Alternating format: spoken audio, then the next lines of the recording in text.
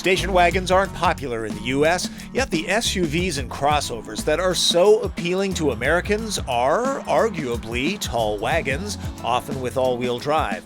The Volvo V90 Cross Country proudly embraces its wagon and Swedish heritage. There is a joke among auto writers that in order to be one, you must love station wagons, preferably brown with a diesel engine and manual transmission. A full disclosure, I have owned 4 Volvo wagons, 2 of them cross-country models. Let's just say after my family thoroughly tested the legendary safety features of one, I'd bump into a great deal on another, but I digress. Starting with a handsome V90 wagon, cross-country models increase the ride height by about 2.5 inches. That is adjustable. There's different trim and cladding too, like Ranger Rick dressing up for an important date.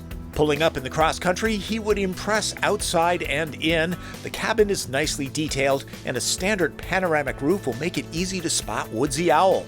Another thing auto writers agree on, Volvo makes perhaps the best seats in the business. These are no exception. 2017 V90 Cross Countries have one powertrain designated T6. This 2-liter 4-cylinder is turbocharged and supercharged with 316 horsepower and 295 pound-feet of torque. The transmission has 8 speeds. All-wheel drive is standard. There are a number of drive modes that noticeably change the dynamics. All-wheel drive is not just for snow, it's great in wet conditions for additional traction. It's sure-footed and quick. 0 to 60 miles an hour takes just 6 seconds. For buyers in less of a hurry, 2018 models will be available with just the turbo, no supercharger. This is a very quiet and composed car, great for cross-country trips. No pun intended. On the highway, the more aerodynamic V90 improves on sister XC90's fuel economy by 5 miles per gallon. Also, wagons have a lower center of gravity than SUVs, so the cross-country is more confident in corners. It's not overly sporty. The suspension is properly tuned for comfort. The transmission isn't calibrated as perfectly as the BMW 5 or 7 Series, but then again, BMW doesn't offer a large station wagon in the US, do they?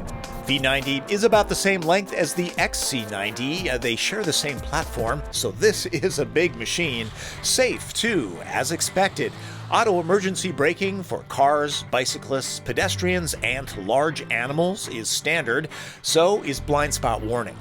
Pilot Assist is Volvo's semi-autonomous driving technology. It's standard.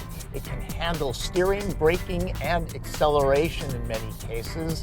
After about 10 seconds, though, it definitely wants your hands back on the steering wheel, where they belong. Unlike my neighbor that dresses in expensive technical outdoor clothing, the Cross Country is no poser. Hill descent control automatically takes care of the throttle and brakes on steep grades. All drivers have to do is steer. It won't challenge a Jeep Wrangler, but few owners will test this vehicle's capabilities.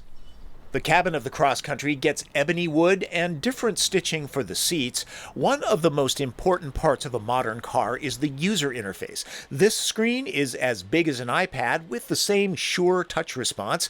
My biggest complaint here? The graphics can be small and tough to read or hit accurately on bumpy roads. A few more dedicated hard buttons would be nice. Apple CarPlay and Android Auto help.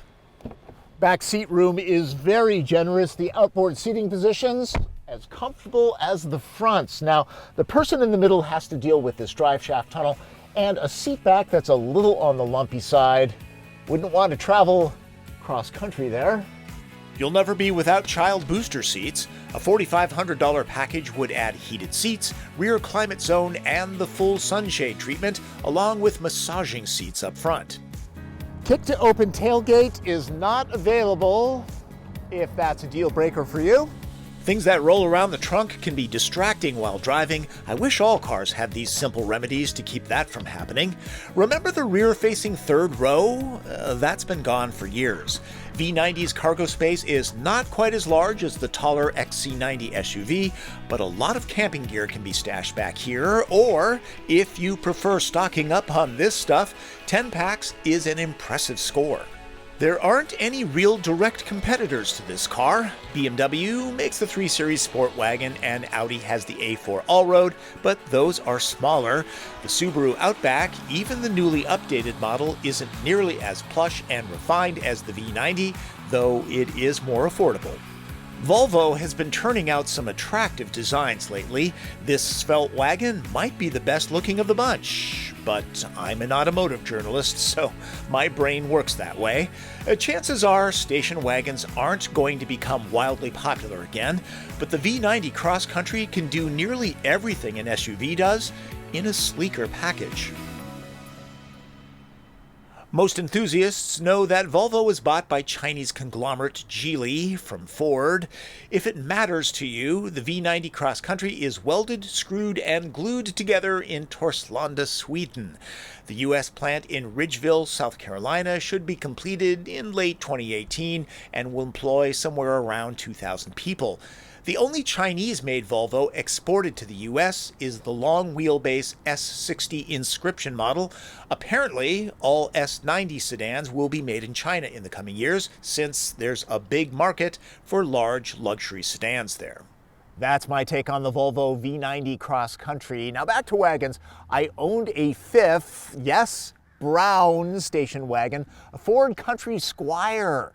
It was huge. We called it the Galactica. It even had the fake wood trim. Really a terrific vehicle. I bought it because I had to carry my band gear, my keyboards and my amps.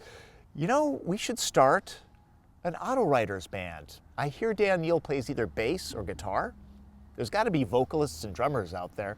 Might be hard to get us together, but we could call ourselves the Highwaymen. I got to dig my Kurzweil 2500 out. That's Driven. I'm Tom Voelk.